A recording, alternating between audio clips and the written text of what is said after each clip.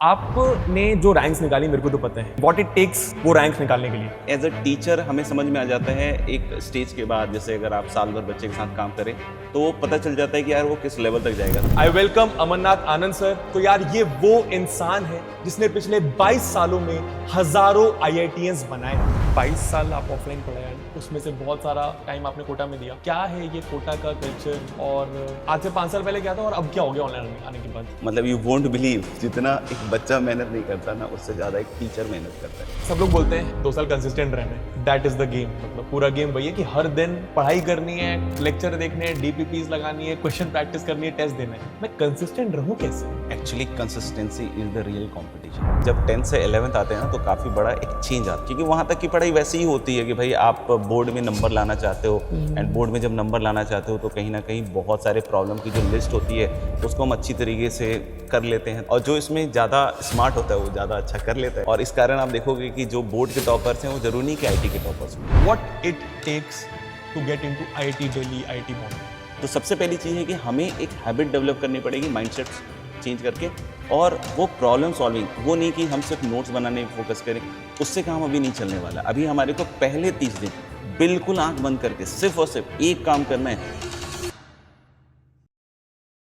Hello everybody, good morning, good afternoon, good evening, जिस भी समय आप इस वीडियो को देख रहे हैं आप वो रख लीजिएगा। अब सबसे पहले तो थंबनेल में आपने देख लिया होगा कि एज योर जेई मेंटर आज मैं क्या करने आया हूं, किस इंसान से आपको मिलाने आया हूं। सबसे पहले तो यार इस इंसान को आई डोंट थिंक कोई इंट्रोडक्शन की जरूरत है, एंड मैं तो कोई भी नहीं होता इंट्रोड्यूस करने के लिए, बट स्टिल मैं कोशिश करूंगा इफ सर अलाउ करें तो। यार सबसे पहले तो आप लोग को पता है कि इस बार अर्जुना जेई बैच में तुम्हें अलग सर ने 2 टीम्स दी हैं, ठीक है। एक टीम तो मेरी थी और एक टीम ऐसी टीम थी जिसके बारे में मुझे नहीं पता था जब तक अर्जुना जेई बैच लॉन्च नहीं हो रहा था। अब तुम वो दिन याद करो जिस दिन अलग सर आए थे, अर्जुना जेई बैच लॉन्च कर रहे थे, तुम्हें अलग सर उनकी टीम के बारे में बता रहे थे, तो मैं भी उसको बहुत ध्यान से देख रहा था। मैं भी देखना चाह रहा था कि सर की टीम में कौन से टीचर्स आए। और जब इस इंसान का नाम अनाउंस हुआ ना, मैं सच बता रहा हूं, मेरे हाथों में, मेरे पूरे बॉडी में गूजबम्स थे कि शिट ये क्या हो गया। ये टीचर अलग सर लेकर आ गए बच्चों के लिए सिर्फ और सिर्फ 4,800 रुपए में, ठीक है। तो मैं कोशिश करता हूं सर को इंट्रोड्यूस करने की। सबसे पहले तो यार ये वो इंसान है जिसने पिछले 22 सालों में हजारों IITians बनाए हैं। ये वो इंसान है जिसने AIR1, AIR2, AIR3, AIR6, 8, 10 और ऐसी मल्टीपल अंडर 100 रैंक्स पिछले 22 सालों में निकाली है। The man needs no introduction. I welcome Amarnath Anand sir and slash Anna sir. Sir सबसे पहले तो इट्स माय ऑनर, मैं आपसे बात कर पा रहा हूं। Thank you. और मुझे तो लगता है कि मैं एक ऐसे यंग जनरेशन के टीचर से रूबरू हो रहा हूँ जो खुद मैथ्स पढ़ाते हैं और इस लेवल पे पढ़ाते हैं कि मतलब students are crazy about you. मतलब मेरे लिए तो मतलब इस ऑरा में रहना ही मेरे लिए अरे अपने नहीं आप नहीं सर, में बहुत बड़ी बात है। Thank you so much sir, it's my honour. मुझे याद है मैं आपसे पहली बार जब मिला था वही लॉन्च के दिन, हम राइट, लोग को एक शॉर्ट रिकॉर्ड करना था राइट, एंड हमारी 2-3 मिनट की बातचीत थी। And right. वो 2-3 मिनट की बातचीत में मतलब मैं बहुत ज्यादा ना ओवरवेल्म फील कर रहा था कि मैं आपसे बात कर पा रहा हूँ, प्लस जिस तरीके की आप बातें कर रहे थे आपके 2-3 मिनट के कॉन्वर्सेशन में मैं समझ गया था कि आपका ऑरा क्या है, क्यों आपको स्टूडेंट्स इतना प्यार करते हैं। तो सर आज का जो कॉन्वर्सेशन होने वाला है वो थोड़ा सा जेई के बच्चों के अराउंड होने वाला है। अब आप अर्जुना जेई बैच में आ गए हैं तो थोड़ा सा मैं चाहता था कि मेरे को अलग सर ने जेई मेंटर बनाया तो थोड़ा सा आपसे बातचीत कर पाऊं। मैं भी कोशिश करूंगा कि इस पॉडकास्ट के थ्रू जो भी बच्चे हमें सुन रहे हैं उसको मैं सही गाइडेंस दूं, और मैं इस बात की कसम खाता हूं कि हम पूरी तरीके से ऑनेस्टली जो भी मैंने इस जर्नी में फील किया है about students, about their curriculum, या जो भी पढ़ने में दिक्कतें आती हैं, जो भी समस्याएं हैं, जो भी आप पूछिएगा उसको बहुत अच्छी तरीके से हम उस बच्चे को लेकर जाएंगे। डन है। तो सर सेशन बहुत चिल होने वाला है। सबसे पहले तो मैं आप लोग को बता दूं, जितने भी बच्चे क्लास 10 से क्लास 11th जा रहे हैं और जेई का सपना देख रहे हैं, तो अमरनाथ आनंद सर अगर आप जानते नहीं है जस्ट इन केस, तो सर आप लोगों को मैथ्स पढ़ाने वाले हैं जेई बैच में। एंड सर से पढ़ने के लिए पहले आज से 5-6 साल पहले लाखों रुपए देने पड़ते थे, बट अलग सर एंड सर डिसाइडेड, और अब आप 4,800 रुपए के प्राइस में सर से मैथ्स पढ़ पाएंगे एंड शायद अपने ड्रीम IITs तक जा पाएंगे। सर सबसे पहला क्वेश्चन कि आपने जो रैंक्स निकाली मेरे को तो पता है, बट मैं चाहूंगा आप बच्चों को बताइए कौन कौन सी रैंक्स आपने निकाली हैं एंड व्हाट इट टेक्स वो रैंक्स निकालने के लिए। मतलब I was very fortunate in this journey कि I was at the right place at the right time. ठीक है। क्योंकि सबसे इम्पॉर्टेंट चीज़ होती है कि एक तो क्या होता है कि बच्चों को खुद को भी कॉन्फिडेंस नहीं होता है कि हम उस रैंक तक पहुंच पाएंगे, राइट। लेकिन एज अ टीचर हमें समझ में आ जाता है एक स्टेज के बाद, जैसे अगर आप साल भर बच्चे के साथ काम करें तो पता चल जाता है कि यार वो किस लेवल तक जाएगा। तो वैसे रैंक्स देखने के हिसाब से तो आपने जो बताई है AIR 1 2 3 6 8 10 12 और मल्टीपल टाइम्स मैंने प्रोड्यूस करी इन सब सही चीज़ों बोला को। था मैंने। हाँ बिल्कुल सही बोला था आपने। एंड आई वाज सेइंग कि भाई आपने काफ़ी ज़्यादा रिसर्च भी करी हुई है लग रहा है।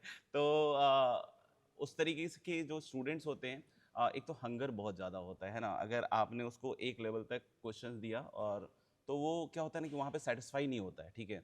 और उसकी शक्ल से भी पता चल जाता है। तो फिर हमें लगता है कि हाँ यार इसको थोड़ा सा और लेवल पे लेके जाना पड़ेगा। तो इस तरीके से वो सफ़र शुरू हुआ था। फिर अराउंड मुझे लगता है 2012, ठीक है, पहली बार। उससे पहले स्टार बैचेस नहीं हुआ करते थे, राइट, इन कोटा सिस्टम, ठीक है। तो उस समय पहली बार हम लोगों ने स्टार बैच बनाया था। स्टार बैच का कॉन्सेप्ट ये था क्योंकि हम जो बच्चों के साथ डील कर रहे थे उसमें बहुत सारे बच्चे ऐसे थे जो एवरेज थे और उस लेवल पे मतलब एक कहते हैं ना परफॉर्मेंस करना है, टॉप 10 के अंदर आना, वो शायद उनके अंदर कॉन्फिडेंस नहीं था। तो हमने क्या किया कि मेरिट के आधार पे 5-6 बच्चों को सिलेक्ट किया था। एंड यू वोंट बिलीव कि 6 बच्चों में से 4 बच्चे टॉप 100 के अंदर आए और जो टॉप रैंक थी that was all India rank 6। वाह, और वो पहला स्टार बैच था पहला जो स्टार आप बैच लोगों ने बनाया था। बनाया था। वाह सर। सर हाउ सबसे पहले how does it feel sir, इतने सारे बच्चे आपके पढ़ाए हुए आज करोड़ मत रुपए के पैकेज में, ड्रीम आईटीज में। मतलब बहुत अच्छा लगता है। इनफैक्ट मैं आज भी जब आया था PW तो बहुत सारे बच्चे यहाँ मिले, मतलब जो पढ़ाए हुए थे पहले, तो वो मिले तो काफ़ी अच्छा लगता है। मतलब ऐसा लगता है कि यार सही में कुछ तो भी इस जर्नी में मैंने अचीव तो किया है एटलीस्ट। आप अपने स्टूडेंट से कनेक्टेड हो? बहुत सारे से तो नहीं, लेकिन हाँ कुछ बच्चों से तो हमेशा कनेक्टेड रहते हैं। लेकिन हाँ कभी कभी ऐसा भी होता है कि अपन कहीं जा रहे हैं और अचानक से कोई मिल जाता है जो बतलाता है कि हाँ आपसे पढ़ा हुआ सर। ठीक है। सब अब आप ऑफलाइन से ऑनलाइन आ रहे हो। आप if I am not wrong 22 years आपको ऑफलाइन पढ़ाने का एक्सपीरियंस हो चुका है। 22 ईयर्स में लास्ट के कुछ सालों में मैंने ऑनलाइन भी ट्राई किया है। ठीक है। तो सर क्या but it is very major अच्छा, अपॉर्चुनिटी फॉर मी, मतलब ह्यूज अपॉर्चुनिटी फॉर मी। मतलब जैसा मैंने सुना है और सब लोगों ने बताया मुझे, तो काफ़ी सारे बच्चे मतलब फ्रॉम ऑल ओवर इंडिया यहाँ पे कनेक्ट होने वाले हैं। तो मुझे तो काफ़ी एक्साइटिंग भी लग रहा है और रिस्पॉन्सिबिलिटी वाला जो एक कहते हैं ना पार्ट, वो भी लग रहा है कि भाई इन बच्चों को भी उस लेवल का कॉन्टेक्ट लेकर देना है। लेकिन एक चीज़ जो मुझे यहाँ समझ में आई है कि यार जो बच्चे हैं उनको बहुत ज़्यादा बेसिक से हमें उठाना होगा। तो वो चीज़ के लिए मैंने बहुत अच्छी तरीके से तैयारी कर ली है। बाकी बच्चे जो हैं मुझे लगता है कि 100% उसको मज़े से मतलब इस जर्नी को एंजॉय करेंगे। ठीक है। सर नेक्स्ट आपने सब मतलब स्टार्टिंग से एकदम स्टार्ट करते हैं अपन, आपने कब से टीचिंग स्टार्ट करी? एक्चुअली मैं मतलब पटना बिहार का रहने वाला हूँ, है ना। मतलब बॉर्न एंड ब्रॉट अप, आप समझ सकते हो कि वहीं से था। और आफ्टर 12th जो था मैं क्या है कि IIT दिल्ली गया था, ठीक है। तो IIT दिल्ली जाने के बाद 4 साल वहाँ पे था और ऐसा कुछ हुआ होगा कि जिसकी वजह से मेरी जॉब नहीं लगी थी, ठीक है। तो अल्टीमेटली एट द एंड 2-3 महीने के बाद मैं सोच रहा था कि मैं किधर फिट आ जाता हूँ। तो फिट होता हूँ मतलब मेरे को समझ में नहीं आ रहा था कि मेरे को समझ ही नहीं आ रहा था कि मैं किस फील्ड को सेलेक्ट करके मैं आगे बढ़ सकता हूँ। तो उस टाइम पे मेरे दिमाग में हमेशा रहता था, जब मैं 11th-12th में भी पढ़ता था ना, जैसे मैं आनंद सर से पढ़ा हूँ मैथ्स, ठीक है। तो ये देख के बड़ा अच्छा लगता था कि यार काफ़ी ज़्यादा ह्यूज रिस्पेक्ट होता है टीचर्स के लिए, राइट। तो उस टाइम पे मेरे को लगा कि नहीं यार, मुझे लगता है कि मैं मैथ्स अच्छी तरीके से पढ़ा सकता हूँ और वो कॉन्फिडेंस भी था वहाँ से, ठीक है। तो फिर मैंने वहाँ से स्टार्ट किया था क्योंकि जॉब भी नहीं लगी थी और उसमें मेरे को लग रहा था कि यार ये चीज़ है जिसको मैं अच्छी तरीके से कर सकता हूँ। और एक बार मैं इस फील्ड में आया उसके बाद तो मुझे लगा कि yes, this is the place जो कि मेरे लिए हमेशा से मेरे ख्याल से था मेरी डेस्टिनी में। और स्टार्ट कोटा से ही करा था? स्टार्ट मैंने 2-3 महीने एक और इंस्टीट्यूट है दिल्ली में, है ना, वहाँ से शुरू किया था। फिर उसके बाद मैं कोटा आ गया था और फिर उसके बाद कोटा से जर्नी को स्टार्ट किया था, बंसल क्लासेस। ठीक है। Sir I think if I am not wrong आप यंगेस्ट टीचर हैं जिन्होंने रैंक 1 दिया था। ये कह सकते हो आप क्योंकि at that point of time 2014 में एज काफ़ी कम ही थी, है ना। लेकिन सबसे इम्पॉर्टेंट चीज़ थी कि मैंने बंसल सर के अंदर जो है ना, मतलब एक्चुअली क्या होता है 4 साल में आप वैसे देखा जाए तो मैथ्स भूल जाते हो, है ना। IIT में अब जाते हो तो सब चीज़ भूल जाते हो। तो फिर उसके बाद मैंने बंसल सर के अंडर ही वो सारी गाइडेंस ली थी और वो गाइडेंस मेरे लिए बहुत इंपॉर्टेंट थी और वो जो कंटेंट था वो भी काफ़ी इंपॉर्टेंट था। और जब मैं जिस इंस्टीट्यूट में मैंने रैंक 1 दी थी तो उस समय मुझे पता था एक्चुअली कि उसमें क्या करना होता है, कैसे करना होता है एंड कितना हम उसमें मैं खुद का ऐड कर सकता हूँ। तो वो सारी चीज़ों को लेकर जब मैं चला तो पहले साल AIR 6 आया था, नेक्स्ट टू नेक्स्ट ईयर में AIR 1 आ गया था, मतलब हार्डली 2 साल के उसमें वहाँ तक पहुँच गया था। वाह सर, वाह सर। आप खुद IIT दिल्ली से पढ़े हुए हैं, तो 10th के बाद आपने कहाँ से सुना जेई के बारे में? How did you plan? और फिर क्या जर्नी रही आपकी वो 2 साल, थोड़ा सा आप बताओगे, बिकॉज अब बच्चे जेई करने एक्चुअली वाले क्या हैं। हुआ था ना यार कि जैसे हम लोग जिस मतलब पटना में जिस जगह से उस समय थे, तो उस समय इतनी अवेयरनेस नहीं होती थी कि IIT नाम का कोई एग्जामिनेशन होता है, इस तरह की कोई चीज़ होती है जिससे आप अपनी लाइफ को बिल्कुल एक नेक्स्ट लेवल पे लेके जा सकते हो, है ना। उस समय तक एक चीज़ पता होती थी कि सब्जेक्ट में कौन सा सब्जेक्ट स्ट्रांग है, दैट वाज मैथ्स। ठीक और है, मैथ्स से कनेक्टेड था इंजीनियरिंग। ठीक है। तो 10th के टाइम में मेरा ऐसा कोई नहीं कि बहुत ज़्यादा बढ़िया नंबर भी आए थे, मतलब it was like 80, if I am not wrong, मुझे बहुत अच्छे से याद नहीं, लेकिन मुझे लगता है 87 या 88% कुछ ऐसा मुझे ओवरऑल नंबर आए थे। और मैथ्स में भी ऐसा नहीं था कि 100 आउट ऑफ 100 थे, it was around 80, I think 80 या 82 ऐसा कुछ नंबर आया था। तो at that point of time मतलब ऐसा नहीं था कि बहुत तेज़, जो हम लोग के यहाँ एक वर्ड यूज होता है कि यार लड़का बड़ा तेज बा, तो वैसा वाला भी नहीं था कि बहुत जीनियस टाइप का, हाँ एवरेज या उसके आसपास का अपन मान सकते हैं। फिर 11th में जाके मेरे को पता चला कि यार IIT नाम का एक एग्ज़ाम होता है जिसको क्रैक करने के बाद आप सही में कुछ 11th में जाके मतलब 11th के एंड पे, एंड पे पता चला कि हाँ आईटी का कुछ एग्जाम IIT का होता है। एग्जामिनेशन होता है। ठीक है। तो उस समय मेरे को जब पता चला तो फिर मैंने पूरा स्टार्ट किया सर के अंडर गाइडेंस वाइडेंस, जो भी मतलब मेरे पिताजी गए, फिर सर से बात करी, और उसके बाद फिर मैंने अपनी पढ़ाई चालू की थी उस समय से, है ना। और उसके बाद IIT दिल्ली में गया और उसके बाद उस तरीके से सफ़र शुरुआत हुई। बाकी चैलेंजेस काफ़ी सारे हैं, लेकिन एक्चुअली क्या होता है ना, जिस परिवेश से मैं आता हूँ ना, वहाँ दूर दूर तक बहुत कोई सक्सेसफुल दिखता नहीं है हमें, जिसको हम देख कर आइडियलाइज करें कि यार मैं ऐसा बनना चाहता हूँ, ठीक है। हमारे यहाँ आसपास सब ऐसे ही चल रहा होता है, ठीक है, कुछ भी रैंडम, कुछ भी केओस सा चल रहा होता है। तो मतलब एक अंदर से जैसे उस समय एक स्क्रीनिंग करके एग्जामिनेशन होता था, तो जब स्क्रीनिंग हो गया मेरा, मतलब मैं पास हो गया लकीली या जैसे भी हो गया होगा, तो उसके बाद मेरे को काफ़ी डर लगने लग गया कि भाई अगर जो मेन एग्जामिनेशन है एडवांस वाला, अगर वो क्रैक नहीं हुआ तो फिर क्या होगा। तो काफ़ी सारा टाइम जो है ना मेरे को सेल्फ डाउट में भी निकल गया, लेकिन उसके बाद फिर से मैंने कवर किया और finally I get through this examination. तो बेसिकली आपने 11th के एंड में आईटी जाना, और एक साल में आपने 11 12 दोनों पढ़ के आईटी दिल्ली। हाँ, आप ऐसा कह सकते हो कि वो पढ़ने के बाद वो हो गया था उस समय। तो आप कितने घंटे पढ़ते थे सर, अगर मैं पूछ सकता हूँ देखो मैं तो खैर ऐसा था कि उस हमारे स्कूल्स वगैरह नहीं होते थे, है ना। उस समय हमारे पास जैसे कोई भी ऐसा नहीं होता था कि भाई आपको वहाँ जाना है, तो हम लोग सिर्फ कोचिंग अटेंड करते थे, और उसके बाद पूरा टाइम हमारा जो है ना वो पढ़ाई में जाता था। तो रात के 2-3 बजे तक भी पढ़ाई कर लेता था मैं, है ना। और रात में जैसे कभी कभी क्या होता था कि मतलब जनरली क्या होता है कि 2-3 बजे तक जगने के लिए आपको कुछ मतलब चाय वाय टाइप की चीज़ चाहिए होती थी। तो मैं रात में चाय बनाता था, तो मम्मी को पता चलता था कि हाँ यार ये चाय बनाने चला गया है, तो फिर मम्मी आती थी बनाती थी, फिर उसके बाद बोलती थी कि यार अब सो जा। तो मतलब 3 या 4 बजे फिर सोता था मैं, और फिर उसके बाद फिर जनरली 4 से मतलब करीब करीब मान लो कि आप अगर 7-8 बजे ट्यूशन चालू होता था, तो उतनी देर सो के फिर ट्यूशन गया, और फिर वापस आया तो 1-2 घंटे सोया, फिर खाना वाना खा के फिर से पढ़ाई में लग गया, ऐसा तो रहता था। ठीक है, गॉट इट सर। 22 साल आप ऑफलाइन पढ़े हैं, उसमें से बहुत सारा टाइम आपने कोटा में दिया। सर क्या है ये कोटा का कल्चर, और आज से 5 साल पहले क्या था और अब क्या हो गया ऑनलाइन आने के बाद? डेफिनेट सी बात है कि मतलब काफ़ी सारी चीज़ें बदल गई हैं, और लेकिन जब हमने कोटा से अपनी जर्नी शुरू की थी, तो मतलब यू वोंट बिलीव कि जितना एक बच्चा मेहनत नहीं करता ना, उससे ज़्यादा एक टीचर मेहनत करता है। क्योंकि वहाँ का जो एक मटेरियल होता है, कंटेंट होता है, उसको सॉल्व करना, क्योंकि अगर आप DPP बिना सॉल्व किए अगर क्लास के अंदर गए, तो ऑब्वियस सी बात है कि 10 सवाल में आप 10 में अटक जाओगे। ठीक है। मतलब आपको सुबह से उस चीज़ में लगना पड़ता था। उसका रीज़न क्या था कि जैसे जनरली क्या कोई भी नया टीचर अगर आता था ना, तो हमारे यहाँ जैसे बंसल में ये कल्चर था कि 11th-12th मिलता था उसको, या फिर 11th और 13th मिलता था, मतलब ड्रॉपर, है ना। Okay. I was the first person जिसने 11th भी लिया था, 12th भी लिया और था, 13th भी लिया और था। 13th भी लिया था। तो मेरी जर्नी सुबह 5 बजे या 4 बजे से ही चालू हो जाती थी DPP सॉल्व करने वाली, ठीक है। और उसके बाद मतलब ऐसी स्थिति हो जाती थी कि अगर कोई सवाल अटक गया, तो मतलब काफ़ी ज़्यादा वो हो जाता था कि यार क्लास में कैसे इसका आंसर करेंगे, क्योंकि उस समय ऐसा नहीं होता था कि सॉल्यूशन बतला देंगे बंसल सर, नहीं नहीं नहीं भाई, तुम्हें खुद से करके जाना ये मतलब एक स्टूडेंट की लाइफ की तरह ही उसको हमने लिया था। खैर ऐसे चला, और धीरे धीरे चीज़ों में बदलाव आया, क्योंकि जैसे जैसे बच्चे चेंज हुए तो थोड़ा थोड़ा ऐसा भी हुआ कि नहीं यार, थोड़ा सेटिस्फेक्शन ओरिएंटेड चीज़ें भी चलेगी भाई, बच्चों के डाउट्स और इन सब चीज़ों पे ज़्यादा काम करना। और अभी जब ऑनलाइन आया है तो ऑनलाइन में एक मुझे ऐसा लगता है कि कंफर्ट तो हो गया है बच्चों को कि हाँ भाई अपने घर से भी पढ़ सकते हैं, क्योंकि जब आता है बच्चा कोटा के अंदर तो चैलेंज तो रहता ही है ना, ऐसा नहीं कि चैलेंज नहीं रहता है, क्योंकि उसको खुद से अपने आप को मैनेज करना पड़ता है। बहुत ऐसे कम ही बच्चे होते हैं जो पेरेंट्स के साथ आते हैं, जिसको पेरेंट्स टेक केयर करते हैं। मैक्सिमम बच्चे ऐसे होते हैं जो मतलब खुद से ही अपनी लाइफ को मैनेज कर रहे होते हैं।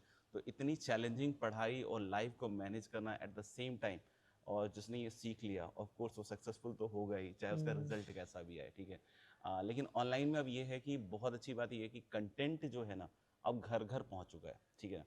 मतलब अब ये आप शिकायत नहीं कर सकते हो यार कि ये चीज़ जो है कोटा में अलग पढ़ाई जाती है और ये ऑनलाइन में जो है ये अलग कुछ। तो अगर वो ऐसा कोई माहौल बना भी रहा है ना, तो माहौल बनाया जा रहा है, बट ऐसा कुछ भी एग्जैक्टली नहीं है, क्योंकि वो चीज़ जो है हर टीचर चाहता है ना भाई। जैसे मैं क्लास के अंदर जाता हूँ तो मेरा एक सिंपल सा फंडा होता है कि भाई मेरी तारीफ कौन करेगा, ये जो बच्चा बैठा हुआ है यही तो मेरी तारीफ करेगा। सही बात है। और अगर मैं इसको सेलेक्ट नहीं करवा पाऊंगा या इसको मैं उस राइट कंटेंट को नहीं पहुंचाऊंगा इसके पास, तो ऑफ कोर्स ये बोलेगा कि यार इस टीचर के अंदर दम नहीं है ना। तो मेरे लिए तो सबसे पहली जो चैलेंजिंग चीज़ होती है वो ये होती है कि आईआईटी लेवल का कंटेंट जो है वहाँ तक बच्चे को लेकर जाना है, ठीक है। और ये सबसे बड़ा जुनून था मेरे अंदर, जिसके कारण इवेंचुअली 2014 में AIR-1 बनी थी। क्या बात है सर। मैं खुद, मुझे याद है, मैंने नहीं करी है आईआईटी की प्रिपरेशन। ओके। दो रीज़न थे। नंबर वन रीज़न तो ये था कि कुछ पता नहीं था, हाँ। प्लस पैसों वैसों का प्रॉब्लम। एंड उस समय मेरे कुछ दोस्त हुआ करते थे जो कोटा से पढ़ाई कर रहे थे, तो हमारे सोसाइटी में तो ऐसा माहौल रहता था कि फलाने का लड़का कोटा गया है, बढ़िया बड़ी बड़ी कोचिंग में गया है और फिर अब आईआईटी क्रैक करके 2 साल बाद लौटेगा। मैं नहीं जा पाया क्योंकि 2-2.5 लाख 3 लाख लग जाते थे कोचिंग की फीस और फिर हॉस्टल का। बट अब आप जैसे टीचर्स और ऐसे बहुत सारे टीचर्स पीडब्ल्यू के साथ जुड़े हैं और मेरे जैसे बच्चों की हेल्प कर पा रहे हैं। ये तो अलग सर का मतलब मेरे ख्याल से पूरा रेवोल्यूशन रहा है ना इस मामले में। मतलब अफोर्डेबिलिटी आईआईटी जेई में, क्योंकि जब मेरे पिताजी पढ़ाते थे, मतलब मेरे पिताजी क्या है कि आटा चक्की की मिल थी उस समय, है ना। हम लोग लोअर मिडिल क्लास फैमिली से आते हैं, तो हमें भी पता है कि पैसा इस तरह केसेस में भरना बहुत ज़्यादा चैलेंजिंग होता बहुत है चैलेंज होता है। हाँ ना। लेकिन अभी जैसे अगर आप देख रहे हो कि इस लेवल का कंटेंट जो है घर घर तक जा रहा है, बिहार के गांव तक जा रहा है, यूपी के गांव तक जा रहा है, और इतने कम उसमें जा रहा है, तो मतलब it is really a big thing, right. और ऐसे अच्छे अच्छे टीचर्स जोड़ना वो अपने आप में और भी ज़्यादा चैलेंजिंग होता है, क्योंकि अभी भी जो पीडब्ल्यू के अंदर जितने भी टीचर्स मैं मिलता हूँ और जितने लोगों को जानता हूँ, काफ़ी अरसे से लोग काम कर रहे हैं। ऐसा नहीं है कि कोई 2 साल 3 साल 5 साल वाले टीचर्स हैं, सभी काफ़ी एक्सपीरियंस टीचर्स हैं, और सबको पता है कि how to groom a student कि भाई वो आईआईटी लेवल के इम्तिहान को बहुत कॉन्फिडेंस के साथ हैंडल करें। यस, अब ये पॉइंट मैंने क्यों निकाला, तुम्हारे लिए निकाला कि अब तुम्हारे पास ये एक्सक्यूज तो बिल्कुल भी नहीं है कि तुम्हारे पास अच्छे टीचर्स नहीं है, बेहतरीन टीचर्स नहीं है, वो टीचर्स तुम्हें नहीं पढ़ा रहे हैं जो रैंक 1 रैंक, ये एक्सक्यूज बचा ही नहीं है। तुम्हारे पास अलग सर ने, पीडब्ल्यू ने एक भारत की लेजेंडरी टीम लाके खड़ी कर दी है, विच मीन्स कि तुमको जो एजुकेशन मिलने वाली है, जो एजुकेशन का लेवल मिलने वाला है, वो टॉप नॉच होने वाला है। मतलब आपको उस पर 2 बार सोचने की भी जरूरत नहीं है, ठीक है। बस तुम्हें अब अपनी कलम चलानी है, मेहनत करना है इन टीचर्स के साथ, एंड ऑब्वियसली अफोर्डेबल तो है ही। सर नेक्स्ट मेरा क्वेश्चन ये है कि क्लास 10 से क्लास 11 जा रहे हैं बच्चे। मेरा फेवरेट क्वेश्चन है ये, what it takes to get into IIT Delhi, IIT Bombay. देखो, मुझे ऐसा लगता है ना कि जब 10th से 11th आते हैं ना तो काफ़ी बड़ा एक चेंज आता है, ठीक है। माइंडसेट में सबसे पहले, ठीक है। अगर वो माइंडसेट का चेंज अगर बच्चा बहुत जल्दी क्विकली ऑब्जर्व कर लेना तो बहुत ज़्यादा बेहतरीन हो जाता है। क्योंकि देखो कहीं ना कहीं 10th तक तो हमने भी पढ़ाई करी है, ऐसा नहीं है कि मतलब मैं उसको कुछ डिमीन कर रहा हूँ, ऐसा कुछ भी नहीं है। क्योंकि वहाँ तक की पढ़ाई वैसी ही होती है कि भाई आप बोर्ड में नंबर लाना चाहते हो, एंड बोर्ड में जब नंबर लाना चाहते हो तो कहीं ना कहीं बहुत सारे प्रॉब्लम की जो लिस्ट होती है उसको हम अच्छी तरीके से कर लेते हैं, तो फिर वो कहीं ना कहीं एक अच्छे नंबर तक लेकर आपको चली जाती है, ठीक है। और जो इसमें ज़्यादा स्मार्ट होता है वो ज़्यादा अच्छा कर लेता है, ठीक है। और इस कारण आप देखोगे कि जो बोर्ड के टॉपर्स हैं वो जरूरी नहीं कि आईटी के टॉपर्स हों, है ना। ये भी आप सिंपल सा एक इक्वेशन देख रहे होगे, ठीक है। तो अभी क्या होता है कि जब हम 11th के अंदर आते हैं तो सबसे पहले उनको दिमाग में एक चीज़ फिक्स होनी चाहिए कि हमें अगर आईटी करना है तो हमें प्रॉब्लम सॉल्विंग से दोस्ती करनी पड़ेगी। लेकिन प्रॉब्लम सॉल्विंग इतना ईजी भी नहीं होता है, it is very boring also, it is sometime depressing also. क्योंकि आप पहला क्वेश्चन उठाते हो और माइट भी। अब मैं अपनी स्टोरी बताऊं आपको, यहाँ पे ऐड करूं।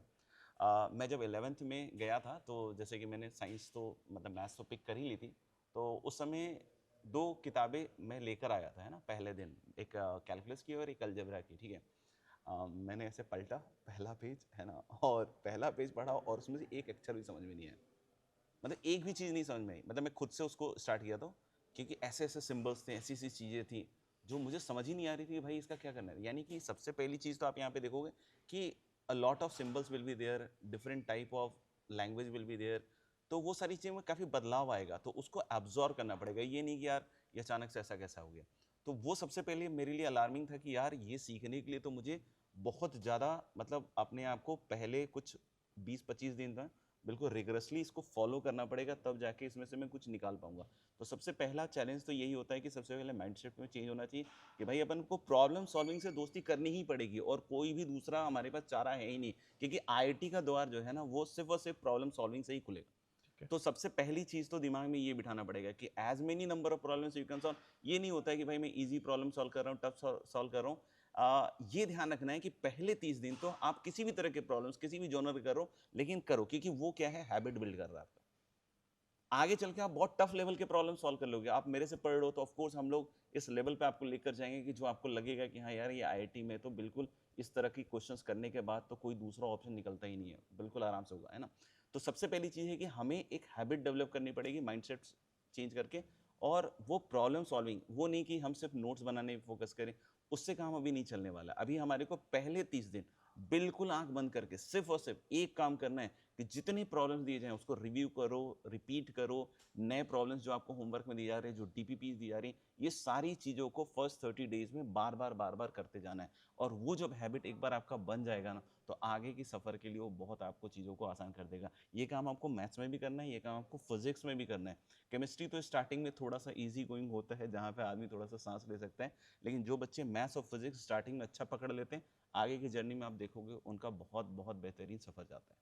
क्या बात है। और सर मानो मैं अभी 10th से आ रहा हूँ 11th, सबसे पहले तो मेरे को सिलेबस इतना सारा है, ऊपर से मैं जेई। आपको चिंता नहीं करनी है। आपको क्यों चिंता करनी है? मैं हूं ना, मेरे जैसा और भी टीचर्स पढ़ा रहे हैं ना, उनको पता है ना सिलेबस क्या है, किस लेवल तक लेकर जाना है। आपका काम क्या है कि हम जो बात कह रहे हैं वो फॉलो करना है। ठीक है। अगर आप वो चीज़ कर रहे हो, है ना, आप टीचर की बात को पत्थर की लकीर मानते हो कि भाई सर ने कह दिया है ना, तो ये तो मैं करके दिखाऊंगा। अगर आप इस चैलेंज को लेने के लिए तैयार हो, तो फिर आपको सिलेबस क्या है क्या नहीं है, 2 साल की जर्नी में क्या करना है, वो सारी चीज़ें ये टीचर और ये जितने भी हम लोग जो हैं वही आपको गाइड करने वाले हैं। आपको आपका अपना दिमाग कहीं नहीं लगाना है। कुछ बच्चे इस चक्कर में क्या परेशान भी हो जाते हैं, आजकल फोमो बहुत क्रिएट होता है। आप देखोगे क्या कि अरे ये वाली किताब कर लो, वो वाली किताब कर लो, ऐसा कर लो, वैसा कर लो। अब उस चक्कर में बच्चों को लगता है यार कुछ तो भी मिसिंग हो रहा है मेरी लाइफ में, कुछ तो भी मिसिंग हो रहा है। भाई तू फोकस करना जो कराया गया है, सबसे पहले वो सीख लेना। और मैं गारंटी देता हूँ कि जो चीज़ें हम करवा रहे हैं, जो हम प्रॉब्लम सॉल्विंग करवा रहे हैं आपसे, अगर वो आप कर लेते हो तो दुनिया की कोई भी किताब आप उठा लो, उसके 90% क्वेश्चन आप यूं ही कर लोगे। बचे 10% में देखो सबको ही दिक्कत आती है। मैं ऐसा भी नहीं कहूँगा कि यार जो हमारे सवाल हैं उसी से मतलब पेपर बनता है ना, भाई हम ऐसा नहीं कह रहे कि भाई जो हम पढ़ा रहे हैं जो नोट से उसी सवाल आ रहा है। लेकिन हम इस बात की गारंटी देते हैं कि अगर आप उसको अच्छे से करके जा रहे हो, तो अगर उसमें कोई जो सवाल है वो नहीं भी आ रहे हैं, तो वो भी आप करने के काबिल बन चुके हो। क्या बात। मतलब दिमाग का लेवल आपका उस लेवल पे हम लोग ले जाके खोलने वाले हैं कि आपको अल्टीमेटली खुद को कॉन्फिडेंस आ जाएगा कि यार अगर ये 25 सवाल जैसे जेई मेंस में आ रहे हैं ना, तो 15 तो मैं आराम से कर सकता हूँ। लेकिन ब्यूटी। उसके साथ हमारे साथ घिसना पड़ेगा आपको। आपसे ज्यादा आपका टीचर मेहनत कर रहा है भाई। अगर तुमने उतनी भी मेहनत कर ली तो हाँ तुम पहुंच हाँ, जाओगे। कोटा के अंदर ये एक बहुत कॉमन डायलॉग है स्टूडेंट्स का कि सर हमसे ज्यादा तो हमारे टीचर मेहनत कर रहे हैं आप।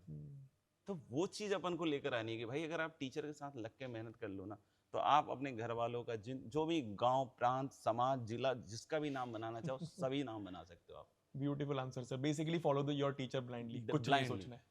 ब्लाइंडली। क्या बात है। वो कहते हैं ना भक्त नहीं अंधभक्त चाहिए। अंधभक्त बनना है। ठीक। सर नेक्स्ट इंपॉर्टेंट क्वेश्चन ये है, मतलब मेरे लिए ये बहुत इंपॉर्टेंट, मैं तो सर बच्चों को रिप्रेजेंट कर रहा हूँ सिर्फ, ठीक है, बच्चों जैसे डाउट है मेरे, आप डांट देना कुछ गलत पूछ लूँ तो मैं। तो नेक्स्ट क्वेश्चन ये है, अगले 2 साल बच्चे का जो जेई के लिए सीरियस है, सही में वो उसका ड्रीम है दिल्ली जाना, आईआईटी बॉम्बे जाना, उसका 2 साल 24 घंटा कैसा दिखना चाहिए? मुझे देखो इसमें एक अपन ऐसे कह सकते हैं कि there is a flow of every day, ठीक है। उसमें एक सिंपल सा अपन को टास्क करना है कि पहली चीज़ है कि लेक्चर मिस नहीं होने चाहिए। ठीक है। जैसे ऑफलाइन में पहले क्या होता था कि आप अगर क्लास के अंदर नहीं गए तो आपको कोई रिकॉर्डिंग थोड़ी मिल रही है, क्योंकि आप ऑफलाइन में इधर you are in the class और you are not in the class. अब उसके बाद आप क्या करोगे, उसको कवर अप करोगे। तो मतलब क्या करोगे कि आप वापस से किसी के नोट्स ले रहे हो, फिर टीचर से पूछ रहे हो, इस तरीके से आपका काम चल रहा है ऑफलाइन के अंदर, ठीक है। लेकिन ऑनलाइन के अंदर हमारे पास ये भी है कि भाई हमारे को रिकॉर्डेड लेक्चर से मिल रहे हैं। तो सबसे पहली चीज़ है ना कि लेक्चर जो है ना एकदम बिल्कुल टाइम पे देखिए आप, ठीक है ना। और मेरे हिसाब से अगर आप टीचर के साथ साथ अगर सारे काम को करते जा रहे हो तो आपको ज़्यादा जोर नहीं आएगा। जैसे लाइव क्लास आई, लाइव क्लास आपने कर ली, है ना। बहुत सारे बच्चों को लगता है कि यार हो सकता है टीचर हाई पेस पे हो, लो पेस पे हो। आप तुरंत से जज मत करो ना, आप थोड़ा टाइम दो। आप 2 4 5 लेक्चर, अभी देखो 2 4 5 दिन में तो ऐसा नहीं है कि पूरी इक्वेशन बदल जाएगी कि भाई आपको 5 दिन के अंदर रिजल्ट आ जाएगा, ऐसा तो कुछ भी नहीं होने वाला है ना। तो सबसे पहले 5 दिन अपने आप को इस बात के लिए फोकस करो कि लेट मी सी, लेट मी चेक कि क्या मैं क्लास के साथ ग्रास्प कर रहा हूँ। तो अगर ऐसा लगता है तो आप लाइव में पहली चीज़ को अटेंड करो, ठीक है। अब मेरा एक सिंपल सा रूल है 80-20 का रूल। 80-20 का रूल क्या है कि आपको 80% चीज़ें क्लास के अंदर समझ में आएंगी और 20% ऐसी चीज़ें होंगी जिसमें आप ऐसे ऐसे मुंडी ला रहे हो बस, आपको आ कुछ नहीं रही है। लेकिन वो 20% ऐसी चीज़ होंगी जो आपको लगेगा कि यार ये सर ने बोला तो ठीक है लेकिन मेरे को नहीं आया। तो यानी कि सबसे पहले क्या करना पड़ेगा, उस पूरे नोट्स का जो भी उन्होंने बनाया है, ठीक है ना, उसका एक बार रिव्यू कर लो। रिव्यू कैसे कर लो कि उस 20%, अब बच्चे क्या करते हैं गलती, पता है 80% चीज़ को बार बार देखते हैं। अब वो 80% चीज़ को बार बार देखेंगे तो उनको लगेगा ये तो आता ही है, लेकिन तुम वो पार्ट नहीं देख रहे हो जो सबसे ज़्यादा इंपॉर्टेंट है, जो कि आपके दिमाग में नहीं घुसा है, वही आपके दिमाग के मतलब कहते हैं ना ताले खुलने वाला है। तो सबसे पहले आपको उस 20% पार्ट को भी अच्छी तरीके से करके एक 100% वाला सीन बनाना पड़ेगा, ठीक है। और मैं ये नहीं कह रहा हूँ कि 100% आप हर चीज़ लेक्चर सीख जाओगे, नहीं नहीं भाई, ऐसा कुछ नहीं होता है। 100% लेक्चर का सीख गए, लेकिन टॉपिक का सीखना है तो फिर अब प्रॉब्लम सॉल्विंग पे आना पड़ेगा। Okay. These are integrated part. अभी हमारे में बहुत सारे बच्चे ऐसे होते हैं ना 11th के बाद कहते हैं कि सर मैंने 11th बहुत अच्छा पढ़ा है, बस प्रॉब्लम प्रैक्टिस नहीं की है। तो भाई ये स्टेटमेंट अपने आप में ऐसा स्टेटमेंट है जो ये बतला रहा है कि आपने पढ़ाई नहीं करी सही बात है ना। क्यों? क्योंकि लेक्चर के साथ ये जो प्रॉब्लम सॉल्विंग है ना, these two together makes one unit. ये दो यूनिट अलग अलग नहीं है, ये सिंगल यूनिट है। और अगर आप इस बात को समझ गए ना तो फिर तो काम बन जाएगा, है ना। बस ये बेसिक फंडामेंटल समझना है। तो आपको फिर वो पहले तो आपने लेक्चर्स जो 20% नहीं हुआ था वो कर लिया, ठीक है। अब उसका नेक्स्ट क्या है, जो सर ने होमवर्क दिया उसको बहुत अच्छी तरीके से कर लिया, ठीक है। डीपीपीज वगैरह। हाँ, डीपीपीज वगैरह अटेम्प्ट करना बहुत जरूरी है। बहुत सारे बच्चों को लगता है ना कि सर ने बोला कि अरे सॉल्व कर लेना तो मतलब पूरा सॉल्व हो गया, नहीं, पूरा सॉल्व नहीं करना, है ना। हो सकता है बहुत सारी चीजें नहीं सॉल्व हो, उसमें कोई बड़ी बात नहीं है। उसके डाउट्स क्लियर करना वो ज्यादा इंपॉर्टेंट है। और फिर उसको मार्क करना, मार्क करने के बाद बार बार उसको 15 दिन 20 दिन के बाद एक बार रिव्यू करना। तो उससे क्या होगा ना कि जो न्यूरल सर्किट होता है ना हमारे दिमाग का, वो आपका फिक्स हो जाता है। फिर आपको सोचना नहीं पड़ता बहुत बार, है ना। आप जैसे हम भी मैथ्स करते हैं ना बहुत बार, तो बहुत बार ऐसा नहीं होता कि फ्लो में चलते जा रहा है, आ गया, क्योंकि सबकॉन्शियसली वो न्यूरल सर्किट आपके अंदर फिक्स हो चुका है कि भाई ये सिचुएशन है, इसमें ऐसे चलना होता है। तो वो कैसे आएगा? वो कोई इंटेलिजेंस लेकर आएगा क्या? वो इंटेलिजेंस लेकर नहीं आ सकता, वो प्रैक्टिस लेकर आएगा, है ना। आप बिल्कुल, मैंने तो ऐसे ऐसे बच्चे देखे हैं सर, ईमानदारी से बतला रहा हूँ, मतलब इसमें कोई झूठ नहीं बोलूंगा, है ना, कि जो बहुत ज़्यादा स्ट्रगल करने के बाद, है ना, कुछ सीखते थे। लेकिन उनमें एक ये भी बहुत गजब की मैंने देखी शक्ति कि भाई उसको जितनी बार टीचर ने बोला ना भाई करके लाना है, उतनी बार करके ले आए। और उसके बाद उसकी जो परफॉर्मेंस है टॉप 50 में आ गया, कोई टॉप 100 में आ गया, कोई इस तरह के स्टूडेंट्स जो कभी कोई बिलीव ही नहीं कर सकता कि यार ये क्रैक कर लेगा क्या, क्योंकि इसके तो डाउट्स ही इतने फंडामेंटल है। मतलब 2 बार बतलाने के बाद आपको तीसरा बार भी बतलाना पड़ रहा है, समझ लो। तो अभी क्या होगा, कोई हिचक जाएगा, बोलेगा कि यार क्या बोलूं, नहीं समझ में आया तो। अरे भाई बोल दे भाई। वैसे तो मैं एज ए टीचर इस बात को सबसे पहले ये करता हूँ कि एक बार की जगह मैं 2 बार ही सिखाता हूँ। पहले तो एक बार पर रुकता नहीं, क्योंकि मुझे पता है कि भाई ये जो चीज़ सिखा रहा हूँ ना मैं, और जैसे जैसे और डिफिकल्ट चीज़ आएगी ना तो और मेरा पेस थोड़ा स्लो होता है। टाइम देता हूँ कि भाई तुम सोचो इस पे, है ना, और उसके बाद फिर से सिखाऊंगा। ओके, ठीक है, वो आप पैटर्न डेवलप कर रहे हो। हाँ, तो वो जो पैटर्न रिकॉग्नाइज आपका दिमाग करता है ना, और एक न्यूरल सर्किट जो बार बार आप उसको करके करते हो ना, तो मतलब वो फंडामेंटली हर चीज़, आप चाहे कितने भी कम इंटेलिजेंट हो ना। एक सिंपल सी कहावत है जो मैंने मतलब बहुत बचपन में पढ़ी थी, है ना, अपनी हिंदी की किताब में। करत करत अभ्यास के जड़मती होत सुजान, रसरी आवत जाते सिल पे पड़त निशान। मतलब रस्सी के आने जाने से जब पत्थर के ऊपर निशान पड़ जाते हैं तो भाई ये पत्थर थोड़ी है तुम्हारा, हम्म, ठीक है। क्या बात। यहाँ तो आप कुछ भी कर सकते हो, कुछ भी कर सकते हो, ठीक है ना। और ये कोटा की जर्नी, जब मतलब कोटा की जर्नी या आईटी जेई की जर्नी रादर आप बोल सकते हो कि इसकी एक बहुत अच्छी चीज़ है कि ये आपको सिर्फ पढ़ना लिखना नहीं सिखाता है, आपको हर दिन गिर के उठना सिखाता है। कोई भी ऐसा बंदा नहीं हो सकता, कोई भी ऐसा स्टूडेंट नहीं हो सकता, कोई भी ऐसा एस्पिरेंट नहीं हो सकता जो बोल दे कि मेरी जर्नी तो बिल्कुल ऐसे गई है। It is never like this, है ना। वो हर एक टेस्ट में उसको मायूस होना पड़ता है, यार नंबर नहीं आया। तो मतलब वो करेज चाहिए ना आपको कि भाई आप हर दिन नंबर कम आए तब भी आपको लगना है ना। थोड़ा 19-20 हुआ, पिछले दिन उतनी अच्छी पढ़ाई नहीं हुई, कुछ ऐसा हो गया जो शायद नहीं होना चाहिए था, किसी ने कुछ बोल दिया या किसी ने कुछ कह दिया, किसी ने ताने कस दिए या कुछ भी ऐसी चीज़ हो गई या हमारी तरफ से कोई गलती हो गई, तो भाई अगले दिन एक ही जवाब है, फिर से पढ़ना पड़ेगा, Got it. है ना। मतलब ये वैसा हो गया कि हर दिन गड्ढा खोद के पानी पीने वाली बात है, ठीक है। मतलब उस तरीके से आपको काम करना, उस माइंडसेट से काम करना, और धीरे धीरे इस जर्नी में आप बहुत ग्रो कर जाओगे। आपको एक टाइम के बाद पता भी नहीं चलेगा कि भाई आप तो नेक्स्ट लेवल हो चुके हो। मेहनती बन गए हो, गिर के उठना सीख गए हो। बिल्कुल ठीक है, तो सबसे पहले आपने बताया कि लेक्चर्स टीचर्स के साथ देखना बहुत ज्यादा जरूरी है, बैकलॉग बिल्कुल नहीं होना चाहिए, बिल्कुल। क्योंकि सिलेबस कोशिश यही होनी चाहिए, कोशिश ये होनी चाहिए। होती है, होता है बैकलॉग, उसके बारे में बात कर सकते हैं, वो कोई इशू नहीं है। ठीक है, नेक्स्ट फिर आपको साथ साथ क्वेश्चन प्रैक्टिस करनी है, जो आपको टीचर क्लास में होमवर्क दे रहा है, डीपीपीज, ये आपके बेसिक काम है। तीसरी इंपॉर्टेंट चीज आपने बताई, क्लास में जो 20% बातें समझ नहीं आई हैं उनको गो थ्रू complete करना, बिल्कुल, ठीक है। रिव्यू करना जो क्वेश्चंस आपसे नहीं हुए। ठीक है, अब सर टेस्ट कब देना है, और टेस्ट का देखो, मेरे ख्याल से तो हमारा एक पूरा कैलेंडर होता है, ठीक है ना। तो टेस्ट का कैलेंडर है, उसके हिसाब से आपको टेस्ट देने हैं, क्योंकि उसी के हिसाब से आपको पता चलता रहेगा कि भाई आप बाकियों के साथ कैसा परफॉर्म कर रहे हैं। अब कुछ बच्चों का ऑनलाइन में ये बड़ी समस्या है कि भाई वो टेस्ट ड्रॉप कर देते हैं, नहीं देते हैं, है ना। वहाँ पे मतलब अपीयर नहीं होते, उनको लगता है बाद में दे दूंगा, जिस दिन तैयार होगा ना उस दिन दे दूंगा। ऐसा कोई दिन आता ही नहीं है इस जर्नी में। आप किसी भी दिन, ऐसा नहीं होता कि 100% प्रिपेयर्ड हो कि आज कुछ पूछ लो। आप बोल दो जिस दिन 100% प्रिपेयर्ड हो, आपको ऐसा पेपर दिया जाएगा कि आपको लगेगा यार मैंने क्या प्रिपेयर किया था। ठीक है, तो इस जर्नी में इस तरह की बातें नहीं चलती। इस जर्नी में है कि आप अगर टेस्ट है, अपीयर करो, एनालिसिस करो, नंबर कम आए कोई बात नहीं है। आपको बस यहाँ से देखना है कि क्या गलतियां करी हैं जिसको मुझे ठीक करना है और वापस से फिर से लगना है। वो नहीं कि यार प्रिपेयर नहीं है, नहीं चलेगा, ये वाला तो काम ही नहीं करता। मतलब टेस्ट तो देना ही देना देना ही देना है, प्रिपेयर्ड चाहे हो किस नहीं लेवल पे भी प्रिपेयर्ड हो, वही तो अल्टीमेटली आपको पुश करता है। समझ गया। अब सर एक इंपॉर्टेंट चीज जो इनके साथ होगी एंड 100% होगी, क्वेश्चंस बनेंगे ही नहीं। एक तो स्टार्टिंग के 10 दिन ये नेचुरल है। हाँ, ये तो इस समय मेरा माइंडसेट क्या होना चाहिए, बच्चे का माइंडसेट क्या होना चाहिए? क्वेश्चन ही नहीं बन रहे तो मैं क्यों क्वेश्चन सॉल्व करूं, मैं क्यों अगली क्लास मैं अटेंड करूं? बतलाता हूँ ना। आप ऐसे सोचो, हम अपने बचपन में चले जाते हैं, आपको क्या ABCD पहले से आती थी? या ए लिखना आप कितने दिनों में सीखे थे? एक बार सोच के देखो। या अगर आपको लगता है कि सर हमें कैसे याद होगा, अपने मम्मी पापा से पूछो। ए लिखना आपने कितनी देर के बाद सीखा? ए रिकॉग्नाइज करना है, ए से अल्फाबेट बनाना कितनी बार सीखा है ना। तो यानी कि बहुत सारे बच्चों का ये सवाल होता है कि सर हम कैसे सोचे। तो भाई इस जर्नी में आपके पास 99% टाइम ऐसी सिचुएशन आएगी जहां आप पहली दफा नहीं सोच पा रहे होगे। वो टीचर आपको बतलाएगा कि हाँ भाई ये डार्क जोन है, इस डार्क जोन से लाइट की तरफ हम कैसे जा रहे हैं। अब वो तुम्हें दिमाग में रखना कि अच्छा इस वाली सिचुएशन में से आते हैं, और वो कैसे होगा, रिव्यू से होगा। अभी क्या होता है ना कि बच्चा देखता है कि अरे यार ये वाला ना सर ने ऐसे सवाल सॉल्व कर लिया, सीख गया मैं। जब तक खुद नहीं हाँ, ये तो फॉल्स हो गया ना। जब तक आप खुद नहीं करोगे। अब मैंने, हालांकि मेरी ड्राइंग बहुत खराब है लेकिन अगर मैंने मान लो कि अपने बोर्ड पे ताजमहल की फोटो बना दी, तो आपको थोड़ी आ गया। सही बात है, आपको तो खुद का ताजमहल खुद ही बनाना पड़ेगा ना दोस्त, ब्यूटीफुल आंसर है ना। तो उसके लिए अब जैसे कभी कभी होता है ना कि जैसे कुकिंग वुकिंग में मेरा थोड़ा कभी कभी इंटरेस्ट रहता है खाने में बनाने में।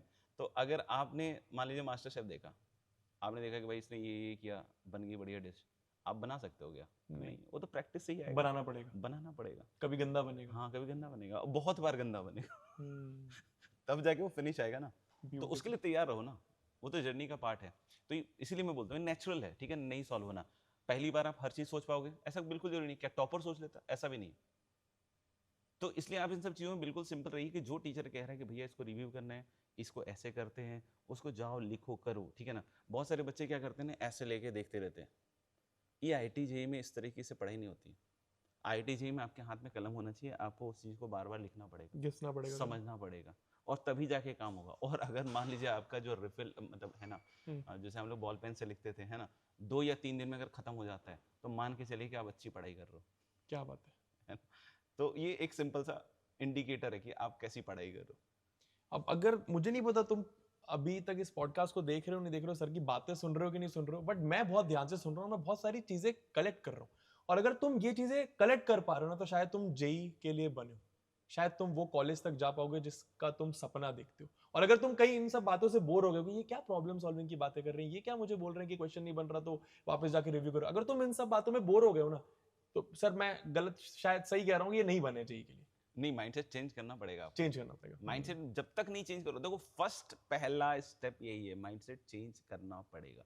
जब तक वो चेंज नहीं करोगे, उस नजरिए से आप उन सब चीजों को नहीं देख सकते जिस नजरिए से आप और मैं देखते हैं, वो नहीं हो पाएगा। पॉइंट इज कि तू 10 बार गिरेगा यार इस जर्नी में, लेकिन तू जो 2-3 महीने अगर तू पहले शुरुआत के निकाल लेगा ना, जो टीचर कह रहा है वो फॉलो कर लेगा ना, तो तेरी आगे जो बचे हुए दिन हैं जेई एग्जाम तक वो बहुत अच्छे हो जाएंगे। हाँ, मतलब मैं ये नहीं कह रहा हूँ कि मतलब बहुत इजी गोइंग हो जाएंगे, बीच में आप छोड़ दो पढ़ाई तो नहीं नहीं, आपके लिए ये हो जाएगा कि आपको अंदर से एक कॉन्फिडेंस आ जाएगा, आपके अंदर एक कहते हैं ना तत्व आ जाएगा, जिससे आपको लगेगा कि हाँ यार ये तो कर लूंगा मैं। यस, तो 2-3 महीने तेरे लिए बहुत ज्यादा इंपॉर्टेंट है बच्चा, याद रखना। और बाकी मैं और सर तेरे सारे टीचर्स तेरे साथ रहेंगे। सर नेक्स्ट क्वेश्चन है कि अब क्योंकि जेई एग्जाम एकदम बना दिया और इंडिया का one of the most difficult exam है शायद यूपीएससी के बाद, तो क्या टॉपर ही इस एग्जाम को दे सकता है? क्या टॉपर ही दे नहीं सकता? क्या टॉपर ही इस एग्जाम को निकाल सकता है?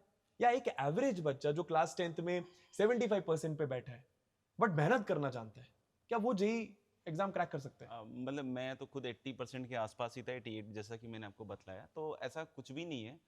देखो सबसे पहली चीज़ है ना कि हम अपने आप को चीज़ों को नहीं करने के बहाने दे देते हैं, हम खुद ही एसोसिएट कर देते हैं, हम करे चाहे नहीं, हमारा दिमाग ऑप्टिमाइज करके रखता है कि भाई तू 75% वाला है ना, कोई बोले चाहे नहीं बोले, आप पहले ही खुद को ही लोअर आंकने लग जाते हो।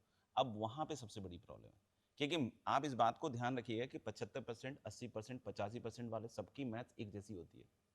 बस ये ध्यान रखना आप कि 85% वाले ने ना मैथ्स की प्रॉब्लम आपसे 3 बार ज्यादा की हुई है, तो उसके 85% आ गए। ठीक है, तुमने अगर 3 बार ज्यादा की हुई होती है ना, तुम्हारी तो भी तुम्हारी भी आ जाती है, लेकिन तुम कॉन्फिडेंस में रह गए दोस्त, हम्म, या ओवर कॉन्फिडेंस में रह गए, तुम्हें लगा कि एक बार में तो आ गया मेरे को ना, है ना। जब वही एग्जामिनेशन टाइम के अंदर परफॉर्म करना पड़ा तो हालत खराब होगी। ठीक है, तो बस आप इस चीज को छोड़ दो ना, ओवर कॉन्फिडेंस, इंटेलिजेंस, इन सब चीजों को छोड़ो, थोड़ा किनारे कर दो। पहले 3 महीने ये सोचो कि भाई मैं तो एकदम एवरेज हूँ और मुझे टॉप तक जाना है, और बस उसके हिसाब से जो हम बोल रहे हैं उसको फॉलो करते हुए चलना। अभी जैसे बहुत सारे लोगों को लगता है कि यार टॉपर्स, तो एक बार बताओ ना, फिर 11th स्टार्ट होने वाला है, हर एक इंस्टीट्यूट को बतला देना चाहिए ना कि टॉप 10 ही आने वाले हैं। सही बात है। कैन एनीवन क्लेम अभी राइट एट दिस मोमेंट कि भाई 2028 का रैंक 1 ये बच्चा है? कोई नहीं कर सकता। कोई नहीं कर सकता। क्योंकि ये क्यों नहीं कर सकता, अब आप ये बताओ। तो मैं सिंपल जानता हूं कि इसलिए नहीं कर सकता क्योंकि वो इस प्रोसेस में बनता है, वो कोई पहले से नहीं आता है। क्या बात है। वो मेहनत से बनता है। मैं चित्रांक के यहाँ गया था, उदयपुर का रहने वाला है, AIR-1 2014 में। तो उनकी दादी से ऐसी कैजुअली बात हो रही थी, तो मेरे को एग्जैक्टली याद नहीं कि मैंने क्या पूछा था, बट उनका आंसर मुझे आज तक याद है। मैंने बोला कि मतलब शायद मैंने ऐसा पूछा होगा, माइट भी, कि भाई ये रैंक 1 आया तो आपको क्या लग रहा है कि पहले से था क्या, मतलब ऐसा, कि दादी लोग तो बचपन से ही देखती है ना पोतों को। तो उन्होंने बोला देखो देखो मैंने एक बात इसको बोली थी कि भाई जो AIR-1 भी आता है वो भी तो किसी के बच्चे ही होते हैं ना, तो अगर वो आ सकता है, वो आ सकता है, तुम भी आ सकते हो, मेहनत करने की जरूरत है ना बस। तो ये चीज हम लोग को समझना पड़ेगा कि भाई ये टॉपर्स नाम की जो मिथ है ना उसको निकालो, क्योंकि इस जर्नी में तैयार होते हैं लोग, कोई पहले से बना बनाया या नहीं आ रहा है। तो बस इतना दिमाग में रखते हुए चलो। हाँ, अब कोई हर चीज में नेगेटिव देखने लगेगा तो यार ऑफ कोर्स ये जर्नी बहुत ज्यादा मुश्किल हो जाएगी, और हर नेगेटिव में भी थोड़ा बहुत पॉजिटिव निकाल के आप चलते रहोगे ना तो चल जाओगे आगे। क्या बात है, क्या बात है सर, मजा आ रहा है सर आपकी बातें सुनने में। मतलब पॉइंट है एवरेज बच्चा भी टॉपर बन सकता है, बस हर दिन मेहनत करनी है उसको, कलम उठाना है। अब ये देखो, हम लोग एक लाइन सुनते ही है ना कि the last mile is the least crowded. Simple सी बात है, आज पहले दिन इतने सारे बच्चे होंगे, दूसरे दिन, तीसरे दिन, चौथे दिन, लास्ट तक जाते जाओगे ना तो इस जर्नी को बहुत सारे बच्चे बीच में ही ड्रॉप कर देते हैं। क्यों? क्योंकि वो उस फ्लो को नहीं पकड़ पाते, वो टीचर को फॉलो नहीं कर पाते हैं। और वो होता क्या है, स्टार्टिंग के 2-3 महीने में ना, वो जो चीज़ें आप कर रहे हो ना, वो सबसे ज़्यादा इंपॉर्टेंट होती है। तो अगर तुम आईटीएन बनना चाहते हो तो बस एक ही चीज़ करना है, स्टार्टिंग के 2-3 महीने वो जो कहते हैं ना, बिल्कुल ऐसे और ये ऐसे करना है, बस बने रहना है। बने रहना उसमें। ठीक है सर, नेक्स्ट ये है कि अब क्या ये 2 साल मुझे सिर्फ पढ़ाई पढ़ाई पढ़ाई करना है, या मैं थोड़ा बहुत टाइम अपनी मनपसंद चीज़ों को, बिकॉज मैं 8 घंटे अगर पढ़ूंगा तो कुछ ना कुछ माइंड रिलैक्सेशन के लिए जिम जाना हो गया, या पेंटिंग बनाना हो गया, या फिर वीडियो गेम्स खेलना हो गया, क्रिकेट खेलना हो गया, क्या मैं ये सब चीज़ों को टाइम दे पाऊंगा? देखो, इसका आंसर यस या नो में नहीं दे सकता मैं, ठीक है ना, ओके। क्योंकि ये सबकी अपनी अपनी खुद की एफिशिएंसी होगी, ठीक है।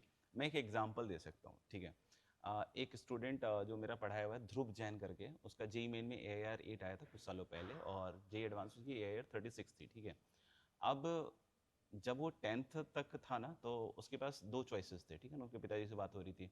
तो उसको आर्चरी का बहुत शौक था, मतलब शौक मतलब he was very good player, मतलब पता नहीं शायद नेशनल तक भी जा चुका था, ठीक है। तो 10th में जब उसके पिताजी ने पूछा कि क्या करना है, आर्चरी करना है, इधर जाना है आईआईटी की तरफ, तो उसने बोला आईआईटी की तरफ जाना है। और उसके बाद फिर उसने आंख बंद करके उधर वाली चीज़ को छोड़ दिया, उसने बोला कि 2 साल के बाद अब ट्राई करेंगे, अगर आया मन में, ठीक है। अब इसमें आता है कि सब ऐसे तो नहीं हो सकते सर, है ना, क्योंकि ये तो मैंने बहुत exceptionally different kind of example लिया, जहाँ पे ऑब्वियसली इससे रैंक भी बनी, आप देखो, है ना। तो यहाँ पे क्या होता है कि अगर आपको लगता है कि 3 महीने के अंदर आपने ठीक ठाक जर्नी पकड़ ली है, ठीक है, तो अब आप एक काम कर सकते हो कि भाई 1 घंटा या आधा घंटा जो है अपने हिसाब से टाइम अर्न करके निकाल सकते हो, और उसके हिसाब से जो भी आप चाहते हो करो। अब एक्चुअली अगर आप बॉडी बिल्डिंग का शौक रखते हो तो ऐसा जरूरी नहीं कि जिम ही जाना है, आप घर में भी थोड़ी चीज़ें एलिमेंट्स ऐसे रख सकते हो जिससे आप वो काम कर सकते हो, जिससे आने जाने का टाइम बचे। फिर भी अगर आप जाना चाहते हो तो जा सकते हो, ऐसा कोई दिक्कत नहीं है सोशलाइजिंग में। लेकिन वही होता है कि 10 तरह की बातें सुनोगे तो डिस्ट्रैक्ट भी होता है बहुत बार बंदा, है ना। तो उस तरह की बातें होती हैं, ठीक है। हाँ, अगर आप एक ऐसे क्लोज ग्रुप में हो जहाँ पे आपको मोटिवेट करने वाले लोग आपके साथ हैं, जैसे मेरे साथ मेरे बचपन में 5 ऐसे मतलब मित्र थे जो IIT की तैयारी करते थे, और सबका दिमाग इसी में चलता था। कोई ये नहीं कि फालतू की बातें कर रहा है इधर उधर की, नहीं भाई, पढ़ाई लिखाई की बातें कर रहे हैं, है ना। और सब आज की डेट में अच्छी जगह काम कर रहे हैं, बढ़िया काम कर रहे हैं, है ना। तो अगर ऐसा ग्रुप है तो बिल्कुल आप जाइए 2 4 5 लोगों के साथ, लेकिन हाँ, फालतू की चीज़ें अवॉइड कीजिए। मतलब spend your energy in positive places. हाँ, और मैं तो ये कहता हूँ कि वो काम करो ना जो तुमको IIT जाने के लिए सपोर्ट करे। फॉर एग्जाम्पल 7 घंटे सोना या 6 घंटे सोना, ये आपको सपोर्ट कर रहा है ना पढ़ने के लिए। आप आधे घंटे जिम जाते हो या आधे घंटे वर्कआउट करते हो, ये आपको सपोर्ट कर रहा है। सही बात है। आप अच्छा खाना खाते हो, है ना, बढ़िया न्यूट्रिशन वाला खाना खाते हो, वो नहीं कि मतलब खाया और सो गए, वो वाला नहीं, है ना, न्यूट्रिशन वाला खाना, तो ये आपको सपोर्ट कर रहा है पढ़ाई में।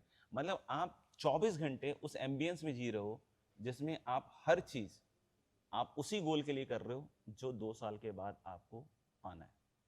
सही बात है। ये लोग शायद एक एग्जांपल से रिलेट कर पाएंगे विराट कोहली जी के एग्जांपल से, हाँ, कि आप उनको ऑब्वियसली सब बहुत ज़्यादा पसंद करते हैं, आइडियलाइज करते हैं, और आप उनको खेलते हुए देखते हैं। बट आप ये सोचो, वो जो 3 4 घंटे वो IPL में या फिर T20 वर्ल्ड कप में या वनडे में खेलते हैं, उसके पीछे वो बहुत सारी मेहनत करते हैं, जिस मेहनत की वजह से वो उस गेम में परफॉर्म कर पाते हैं। ठीक है। फॉर एग्जाम्पल खाना कंट्रोल, पता होगा बच्चों को, विराट कोहली बहुत सालों से एक पर्टिकुलर डाइट फॉलो कर रहा है। क्यों? बिकॉज वो चाहता है कि वो गेम में परफॉर्म कर पाए, because it helps him and support की सपोर्ट तरह करता है। सपोर्ट करता है। प्रॉपर स्लीप लेना, प्रॉपर डाइट लेना, प्रॉपर माइंडसेट रखना, पॉजिटिव एनर्जी रहना, तो ये सब चीजें आपको भी रखना पड़ेगा। तो अगर आप IITian बनने वाले हो तो एक तरीके से सेलिब्रिटी इमेज ही है आपकी। हाँ, सही बात है। ठीक है। अब अर्जुना बैच स्टार्ट होने वाला है 13 अप्रैल से। राइट। इस बार बहुत ग्रैंड लॉन्च भी हुआ है, एंड अर्जुना बैच की लेगेसी रही है, हर साल हजारों IITians निकालते हैं। आपका क्या इस बार अलग रहने वाला है? क्या अलग करने वाले हो? क्या होने वाला है? मतलब थोड़ा सा प्लीज बताइए। अब मतलब मेरे को तो काफ़ी एक्साइटिंग लग रहा था ये, मतलब पूरा, तो इसलिए मैंने कंप्लीटली यस कर रहा था कि भाई हाँ, इस तरह से हम पढ़ाने वाले हैं बच्चों को, जिसमें आपके पास फ्री हैंड है कि आप किसी भी तरह का कंटेंट पढ़ा सकते हैं बच्चों को। तो ऑब्वियस सी बात है कि मेरे लिए अपने आप में बहुत बड़ी अपॉर्चुनिटी है कि जो मैं पहले क्लासरूम के अंदर 200-300 बच्चे या 20 बच्चों के बीच में डिलीवर करता था, है ना, स्टार बैचेज में, वो अब एक बहुत ही बड़े स्केल पर मेरे को प्रेजेंट करने का मौका मिलेगा। हालांकि मैं इस बात को भी अंदर से जानता हूँ कि जिस तरह से बच्चे आएंगे उनको एक बेसिक लेवल से उठा के जाना पड़ेगा, तो उसके लिए भी मैं फुल्ली प्रिपेयर्ड हूँ। और मेरा मानना है कि मेरे लिए तो ये हिस्टोरिकल स्टार्ट होने वाला है और डेफिनेटली बच्चों के साथ हम बहुत मेहनत करने वाले हैं और कंटेंट तो अर्जुना का उस लेवल पे हमारा होने वाला है जो शायद ही किसी ने सोचा होगा कि भाई ऑनलाइन में भी इस लेवल का कंटेंट मिल सकता है। तो हम पूरी तरीके से प्रयासरत रहेंगे कि बच्चों को हर एक जो भी बच्चा हमारे साथ जुड़ा है उसको इस तरह का कंटेंट दिया जाए कि IIT JEE लेवल पे उसको कोई भी दिक्कत ना आए। क्या बात है सर। अब अर्जुना स्टार्ट होने वाला है, बच्चे अर्जुना स्टार्ट करने वाले हैं, क्या चीजें इनको बंद कर देनी चाहिए बिल्कुल? मेरे ख्याल से पहले तो देखो क्या होता है ना, मतलब ऐसे एक थ्योरी है, इसको आप ऐसे कह सकते हो कि जस्ट जो भी आपको अपने एम को अचीव करने के लिए चाहिए होता है, जैसे हमें पता होता है कि हमारे को एम को अचीव करने के लिए क्या क्या चाहिए होता है, ठीक है ना। हमें ये भी जानना ज़रूरी है कि हमें अगर उस एम को अचीव करना है तो क्या क्या चीज़ें नहीं करनी, ठीक है।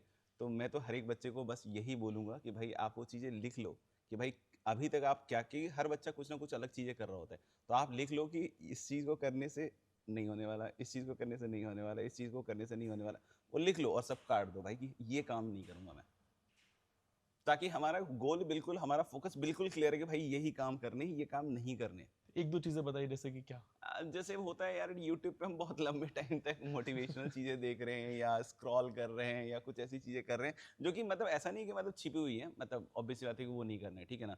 दूसरी चीज़ ऐसी हो जाती है बहुत बार कि हम एक ही चैप्टर को बहुत ज़्यादा पढ़ रहे होते हैं, मैथ्स ही पूरा पढ़ रहे हैं या फिजिक्स ही पूरा पढ़ रहे हैं, बैलेंस बनाने की भी कोशिश करनी पड़ेगी, है ना। तो इस तरीके से हमें थोड़ा सा समझते हुए चीज़ों को सोच विचार के, जो कहते हैं ना, मिड वे से चलना पड़ेगा, ठीक है।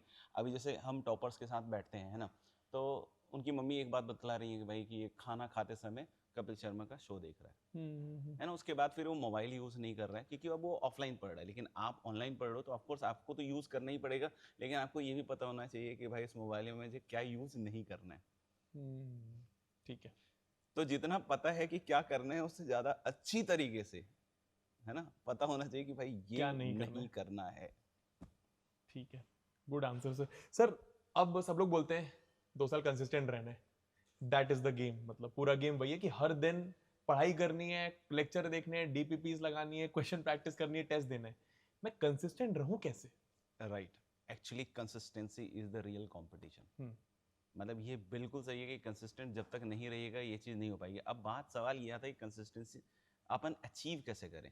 तो ये देखो, ये बहुत लंबा विजन लेके चलोगे कि भाई ऐसा है कि 2 साल तक मुझे पढ़ना है, तो बहुत थकावट हो जाएगी आज की डेट सोच के में। ही डर लग जाएगा। हाँ, आज की डेट में तुम तो ऐसे सोचो कि भाई नेक्स्ट, अगर मैंने कल के दिन का कुछ प्लान बनाया है तो उसमें से मैं 80% आउटपुट कैसे निकाल लूँ, ठीक है, और प्रॉब्लम सॉल्विंग को हम कैसे अपना वेपन बना लें, ठीक है। इन सब चीज़ों को करते हुए चलोगे ना, तो मैं आपको यकीन दिलाता हूँ, अगर मैं किसी बच्चे को ऐसा बोलता हूँ जिसको मैथ्स, फिजिक्स, केमिस्ट्री इन सब में मतलब मज़ा आ रहा है, ठीक है, कि भाई तू एक काम करना, थोड़ी देर खेल के आ जा, तो मना कर देगा कि नहीं सर, प्रॉब्लम करना है।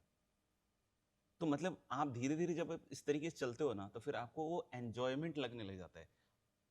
मुझे याद है, मतलब मुझे तो अपने बचपन का भी थोड़ा थोड़ा इस तरह का सिचुएशन याद है कि एक अगर टफ सवाल मैं सॉल्व कर लेता था ना, तो उससे ज़्यादा खुशी मुझे किसी चीज़ में नहीं मिलती थी। अलग किक मिलती है। एकदम बहुत अलग टाइप का। और वो भी जब नहाते हुए अगर कोई ऐसी चीज भी वहां में ट्राई करी, भाई ये वाला तरीका यूज करना था, तब तो मतलब अल्टीमेट लेवल होता था कि हाँ यार मजा आ गया। क्या बात है। ना, तो ये एंजॉयमेंट और ये इंटरेस्ट लेना पड़ेगा। हाँ, ऐसी सिचुएशन होंगी ऑन द अदर एंड जहाँ पे सवाल नहीं सॉल्व हो रहे हो, तो ये भी नेचुरल मानते हुए चलना है, ठीक है ना। उसको बहुत ज्यादा बड़ा नहीं बनाना है, आउट ऑफ द प्रोपोर्शन निकाल के नहीं लाना है, वो नहीं करना है अपने को, है ना। इस जर्नी को एंजॉय करना है। एंजॉय करना है, और जो ये सीख गया ना वो फोड़ देगा। जो सवाल करना है, इसे एंजॉयमेंट लेना सीख गया, वो और धीरे धीरे आएगी जर्नी में, है ना। वो अचानक से नहीं होगा कि यार पहले दिन तुम बड़े तुमने सारा कर दिया। अरे भाई, अगर ऐसा हो भी जाता हो तो फॉल्स इंप्रेशन है, वो धीरे धीरे करेक्ट होगा। वो 2-3 महीने में होने लगेगा। हाँ हो जाएगा। ठीक है सर, बस लास्ट क्वेश्चन पूछूंगा, बहुत इंपॉर्टेंट क्वेश्चन। हम सब जानते हैं कि IIT का जो सक्सेस रेट है बहुत ज़्यादा कम है, शायद 1%। मतलब अगर 100 बच्चा IIT देता है तो एक बच्चा IIT का एग्जाम क्रैक कर पाता है और अपने ड्रीम कॉलेज तक जा पाता है। सर बाकी 99 बच्चों का क्या, जिन्होंने 2 साल लेक्चर देखे, DPPs लगाई, मेहनत करी, बट कुछ हो गया एग्जाम के दिन या फिर XYZ रीजन की वजह से मैं क्रैक नहीं कर पाया?